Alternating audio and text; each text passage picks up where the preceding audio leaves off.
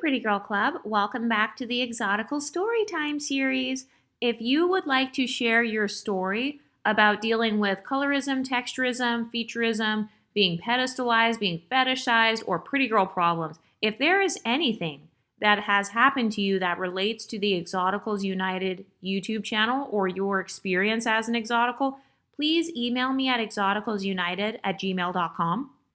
All of your identities will remain anonymous. I'm not going to post you guys' name or emails whenever I make these videos, but this is our time for people to finally hear our side of the story because we've been silenced for so long and we've had the unambiguous community telling our stories, so now it's time to share stories from our perspective. So this one is about a Blaisan exotical who got pressured into being the vice president for an unambiguous black club on her college campus.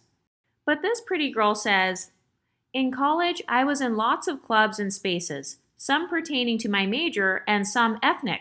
So I was in AAPI, Asian American and Pacific Islander Club, and AASS, African American Student Society, as I am Blaisan. I feel like in both spaces I was exoticized, but in the Asian community it was more so people being curious about my admixture and wanting to speak to me about both of my cultures and ask questions. They always wanted to ask black people, but didn't know how to ask, and just being in different spaces, so never getting to ask without it coming off seemingly random. But in the black club I was in, it was completely different. I felt like I was put on a pedestal of beauty and being exotic and different in looks and skin tone than many of the club members. It was known that I was mixed without me even saying anything initially because people would just bluntly ask what every exotical has heard, even if you're monoracial, what are you mixed with? You're so pretty. Like, that's one of the first questions people ask me in the black community versus any other group of people. And I am personally not that bothered by it. However, I always wondered about the monoracial exoticals who hear it all the time and must be thinking, why can't they be pretty and fully black? Anyway, as I'm very active on campus with my clubs and studies, I end up in the running to be vice president of the club. So this is the African American club. She says she's in the running for vice president in the second semester when the vice president is graduating that year. Mind you, this is a casual club. Some clubs do campaigning. This one didn't. It was more so who wants to do it and are you active enough and responsible that we can trust you with the responsibility.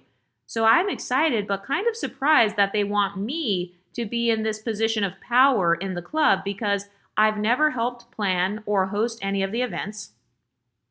I show up and socialize, but there's plenty of people who do more and want the position.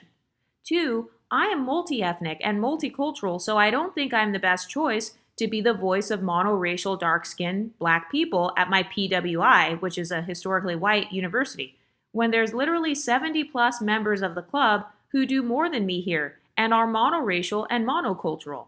But mind you, those same people are the ones voting me in and saying I should be vice president, because obviously visually I look good to represent them. Yeah, I've noticed anytime you're like an MLS person who benefits from an ism and you go into monoracial black spaces, they expect you to be their voice. They expect you to put on the cape and carry the black community on your back because they think you're more acceptable to the greater society, which is like non-black people. In fact, they've even said this before on their own YouTube channels. But this girl says, so I tell them, like, I don't really want to be vice president. Like, it's a lot of responsibility. This isn't my only club on campus. Plus, I have a major and a minor, and they kept pushing me to do it, saying, oh, it will be easy. Don't worry about it. And one person literally told me that they bet more people would join the club if they knew I was vice president. So I did it. I was kind of worn down and was like, well, I guess it would look good on a resume if I had that I was vice president of a minority club on campus. And I do like the people in the club, so sure. But things quickly went south. So the club vice president graduated in May, which is also Asian American Pacific Islander Heritage Month, just like February is Black History Month. So there were lots of events within the AAPI club that I am still a part of because I'm part Asian. And also, Japanese was my minor in university. So I'm participating in the clubs and events during AAPI that not only celebrated me, but were relevant to my studies. but that was an issue for the people in the African American Student Society Club. I didn't abandon my duties as vice president, but I talked about being mixed and being a part of and participating in parts of other cultures other than Blackness. The same people who begged me to become vice president and represent them, even when I voiced my concerns about better candidates, were the same ones trying to shame me for participating in all the cultures I'm a part of. Yeah, has anyone else noticed that whenever you're mixed race, they don't want you to participate fully in Blackness because they'll say you're replacing them, but then they don't want you to participate in your non-Black side. And then they try to tell you your white side won't accept you, your Asian side won't accept you. So it's just a gaslighting tactic where they throw you in and out of Blackness, but they want you to be in Blackness if you make them look good.